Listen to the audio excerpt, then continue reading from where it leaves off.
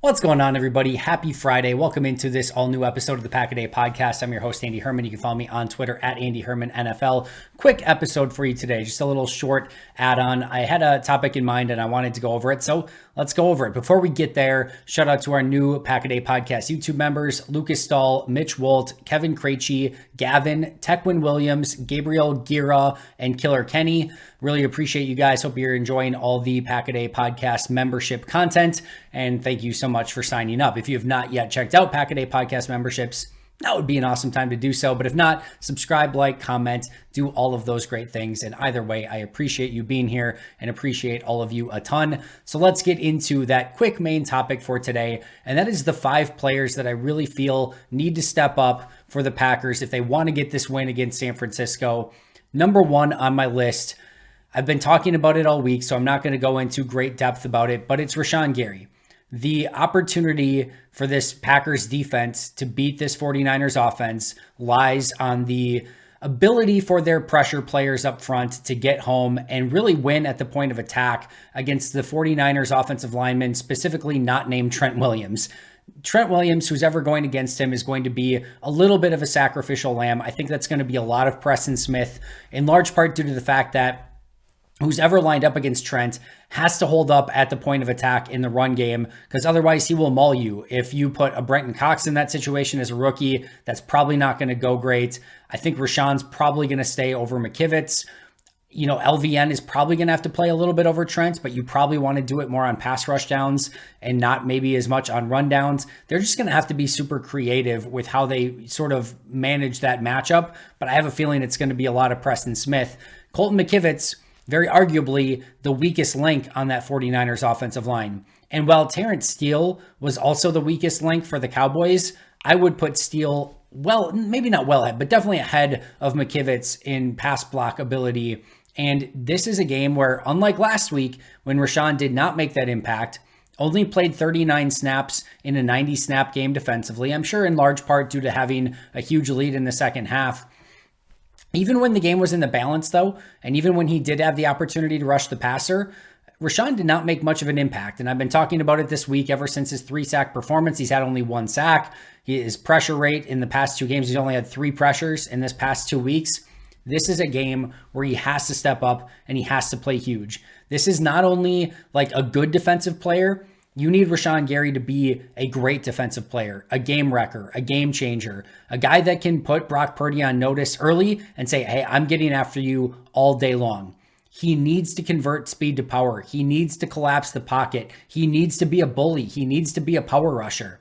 All of this stuff where he is speed rushing around the end, it's causing issues in multiple ways. One, he's leaving himself susceptible to draws and counters and things where they're going to do little quick plays to sort of let him up the field. And then they can just quickly, whether it's a trap or whatever it might be, just those really quick run plays that take advantage of the gap that he just vacated. And number 2, so many times the offensive tackle is just pushing him around the bend and making it so that the quarterback can step up easily in the pocket. And too many times he's lost contain on that side, and the quarterback, especially because he's a left edge defender, left outside linebacker, they're just picking up, rolling to their right, buying time. And if you give Brock Purdy time, this is not just your pocket passing Jimmy Garoppolo. He will roll out and he will buy time, and he will find guys like Brandon Ayuk and Deebo Samuel and George Kittle and all of their playmakers open down the field. So it has to be an assignment sound game from Rashan Gary. It needs to be a pocket collapsing game. And it also has to be a game where he just makes his presence known. We haven't seen that in a little bit from Rashan, and this would be the perfect time to get that type of performance. I'm not trying to be hard on Rashan here because a couple things. One, and I've said it all week, he's not been bad. To go out of your way and to try to say like, oh, he's just playing terrible or anything, it's just not true. He's been fine. But he's paid and expected to be really good to great, not fine. But I do want to very much emphasize that he's not playing poorly. The second thing is that I do think him coming back from the ACL week 1, playing this entire season, it does feel like he's hit a little bit of a wall. Didn't play obviously all of last year. He got, the injury midway through the season. And so I think his body's just getting readjusted. And that's probably a big reason why he only played 39 snaps this past week. But for a defense that played 90 snaps, he is not a guy that played and has a ton of wear and tear from that Cowboys game. He didn't play the 90 snaps. He played 39.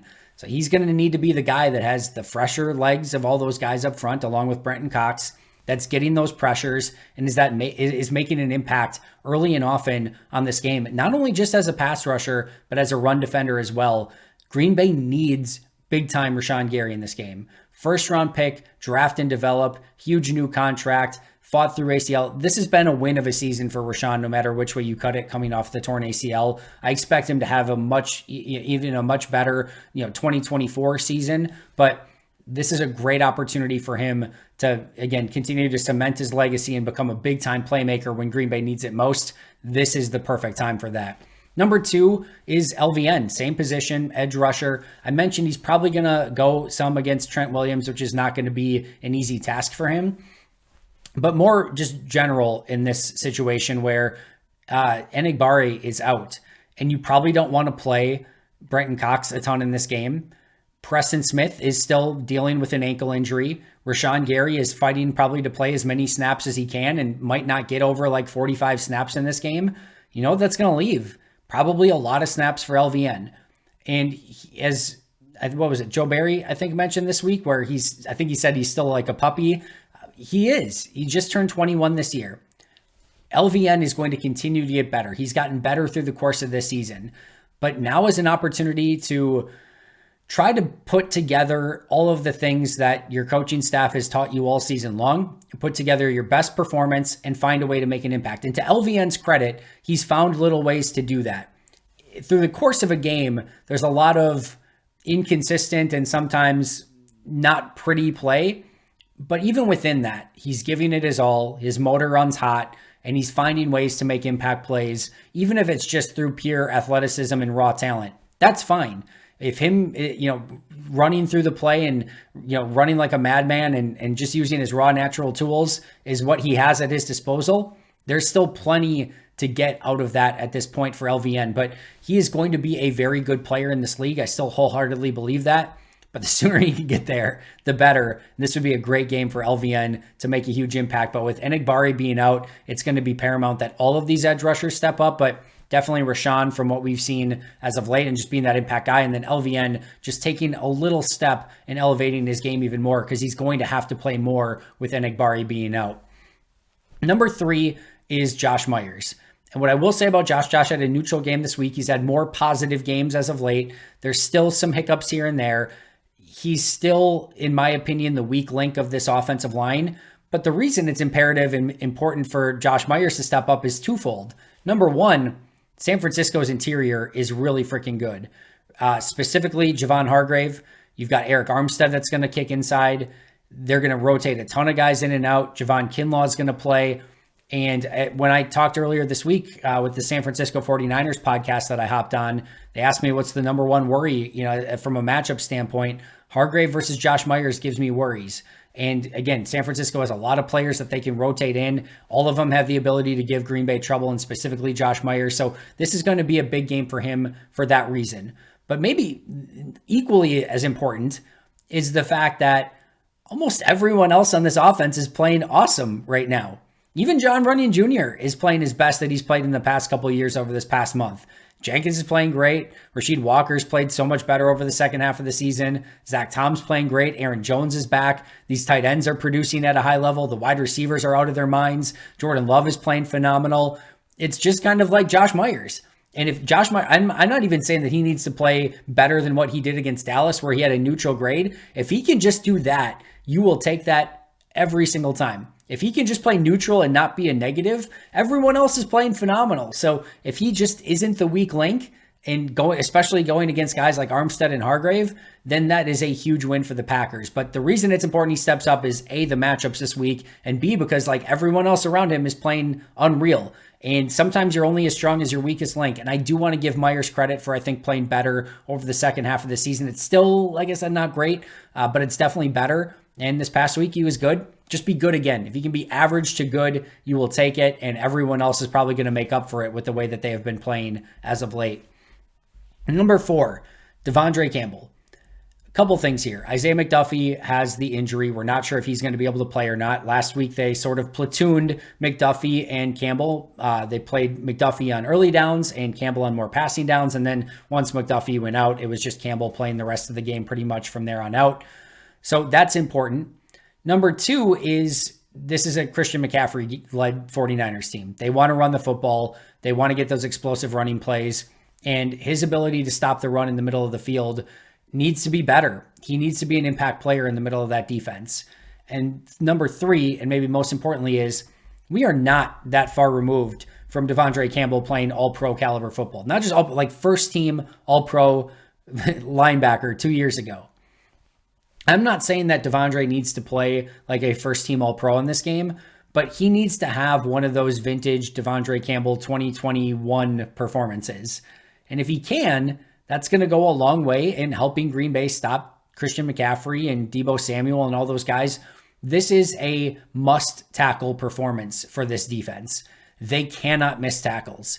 If you miss on McCaffrey or Deebo or Ayuk or Kittle, they will make you pay. They will turn 4 or 5 yard gains into 40 or 50 yard gains. That's the type of playmaking ability that they have, especially McCaffrey.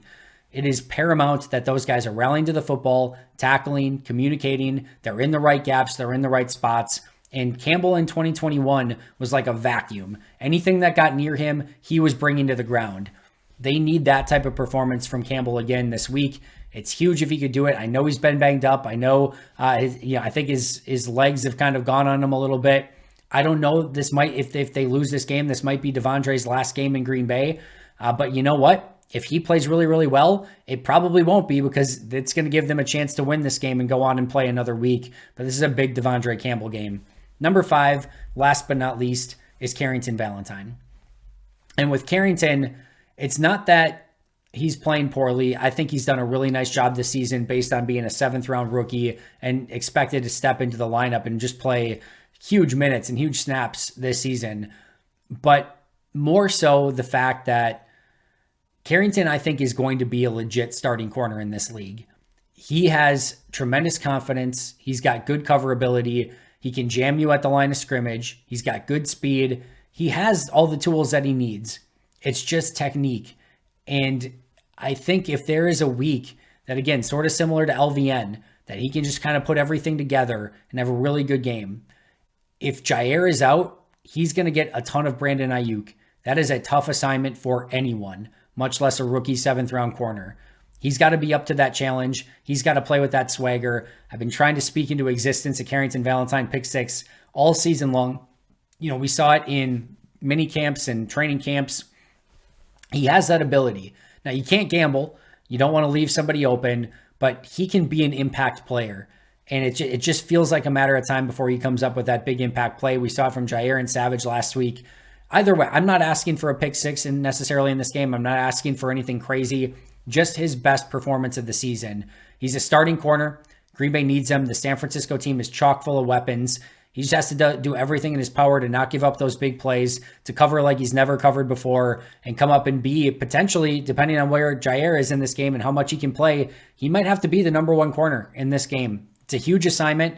I think he's in a much better position than when Green Bay had to go with like a Ladarius Gunter as your number 1 and things like that. But this is a big time Carrington Valentine game, and they need him to step up and have his best performance of the season. So the 5 guys Green Bay needs to step up. Note, 4 of them are on defense.